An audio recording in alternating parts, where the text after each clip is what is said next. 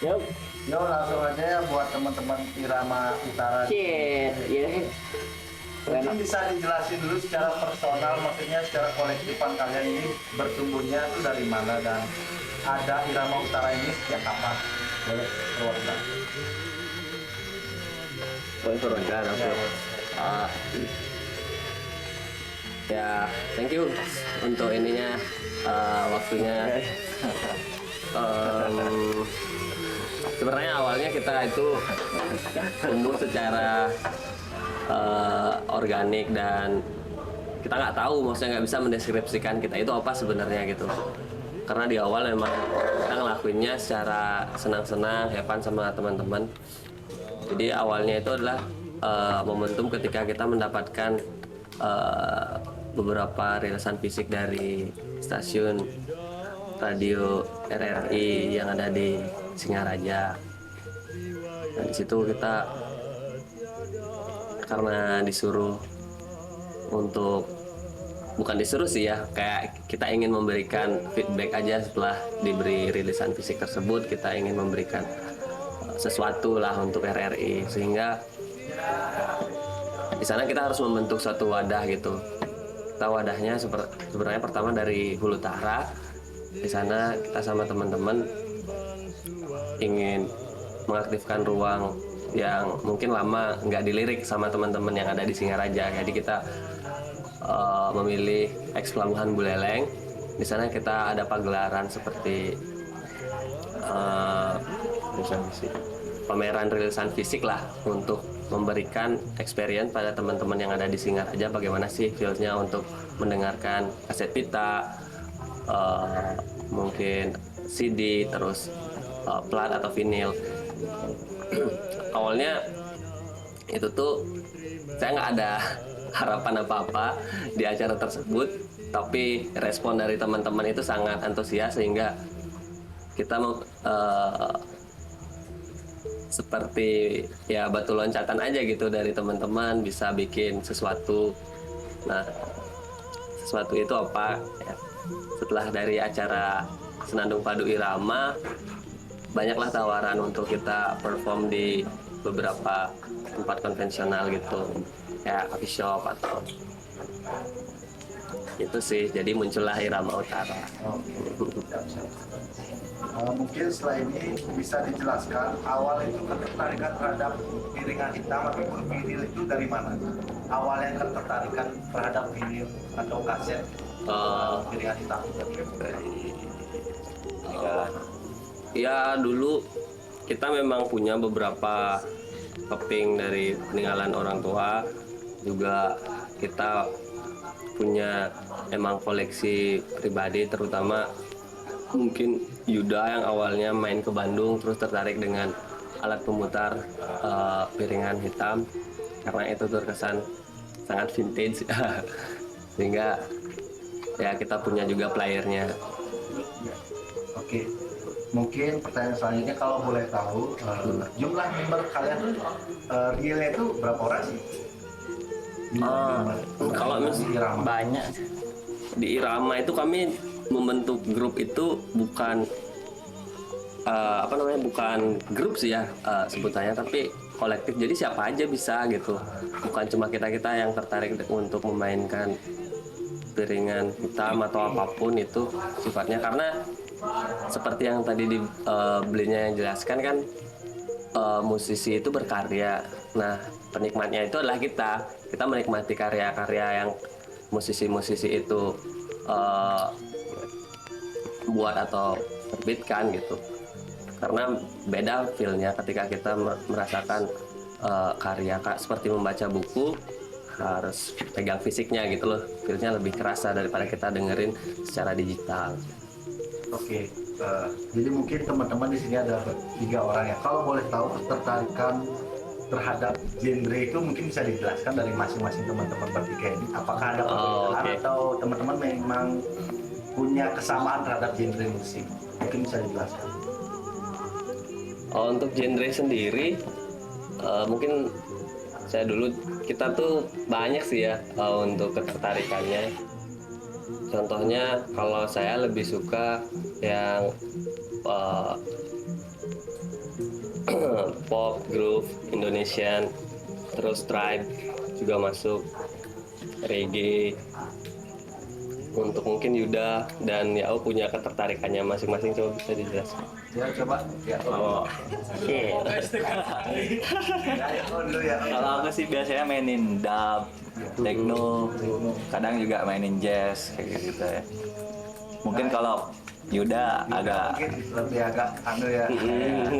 Kalau aku bosas. Wah. Shit, emang bosas tuh emang. Mahal ya mahal. Ya, John, yang agak-agak gini lah. Agak company lah. Agak basah ya. Agak basah tuh. Oke, setelah dari ketertarikan genre itu mungkin kita ngobrolin secara pengalaman teman-teman dari Irama. Maksudnya sejauh ini Irama Ada itu udah mainnya tuh udah sampai mana aja? Maksudnya secara pengalaman mungkin bisa dijelaskan. Secara pengalaman, Sini-sini aja, Bro.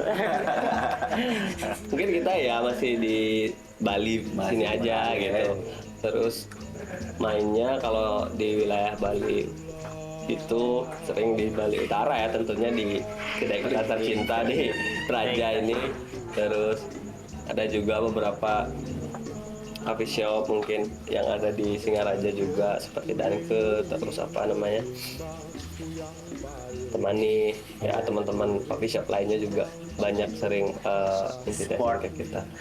Terus ada juga beberapa sering nggak sering kita beberapa kali main di Denpasar gitu Selatan, main di Ubud juga, di Little Talks Ubud, terus The Brats, ya kita main juga di Potato Head, di Headstream Studio gitu.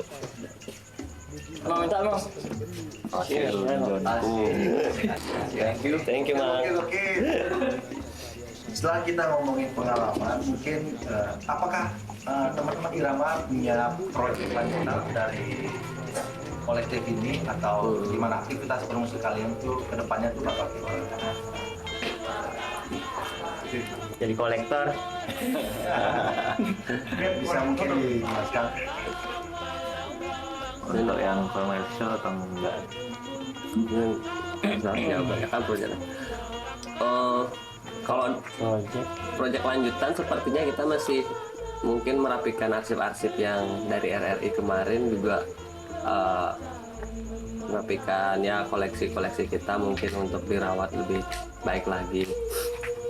Kalau untuk proyek yang komersial lainnya mungkin karena kita melakukannya secara have fun, paling kita bantu menghibur teman-teman aja yang pengen dengerin sensasi musik menggunakan piringan hitam seperti apa, tulisan-tulisan apa gitu aja sih. Oke. Jadi ini pertanyaan terakhir ya. Ada nggak maksudnya secara harapan untuk teman-teman musisi ataupun ekosistem musik di Bali Utara tuh, teman-teman dari Rama Utara tuh berharap arahnya biar kemana sih? Maksudnya apa sih yang kurang dari ekosistem musik di sini? Mungkin bisa jelasin. Ekosistem musik Berat, no? Karena teman-teman kan Iya. banyak bergaul di luar ataupun ya Oke. kita sharing aja lah. Iya. Ya. Ekosistem musik di khususnya di Singaraja, sebenarnya kita punya beragam apa namanya, beragam minat untuk musik ya. Di Singaraja itu teman-teman banyak juga yang bermusik, yang khususnya yang membuat karya musik gitu loh, Sekarang banyak jalan-jalan oke di sana. jalan-jalan yang bagus. Terus Kalian share aja, John. kita sendiri sebagai penikmat musik mungkin kadang juga kita nggak tahu gitu bagaimana perkembangan apa namanya, bagaimana karya-karya teman kita yang ada di Singaraja. Mungkin kalau ada wadah yang bisa menampung teman-teman yang bermusik dan berkarya itu difasilitasi lagi, akan lebih baik gitu loh. Contohnya record label aja kita kan belum ada yang proper banget di sini. Seperti itu sih, karena contohnya kenapa beberapa lagu yang kita dengarkan nggak ada di platform digital seperti Spotify atau apapun itu, karena memang record labelnya emang nggak ada, jadi mereka nggak ada kerjasama ke sana. Mungkin kalau difasilitasi untuk beberapa udah ada. Mungkin ya beberapa udah ada. Berarti bisa dikatakan teman-teman dari Irama punya harapan tersendiri untuk secara fasilitas musik di Bali Utara ya. Ya secara fasilitas musiknya mungkin diwadahi gitu loh talent-talent kita yang bagus untuk lebih eksis lagi di dunia permusikan gitu. Untuk sekarang kan sangat segmented ya, jadi orang yang suka genre musik ini ngumpul sama genre musik itu aja gitu kan. Jadi orang membaur lah. Kalau kita contoh mungkin yang industri musiknya bagus, Bandung, Jogja, Semarang itu oke. Karena mereka itu jadi satu. Maksudnya nggak beda-bedakan per genre gitu. Jadi mereka have fun aja nikmatin. Oh ini karya musik teman kita yang ada di kota Singaraja, harus diapresiasi lah. Oke. Seperti itu. Asik. Asik. Oke, buat teman-teman yang mau Thank you. Yoi. Shit.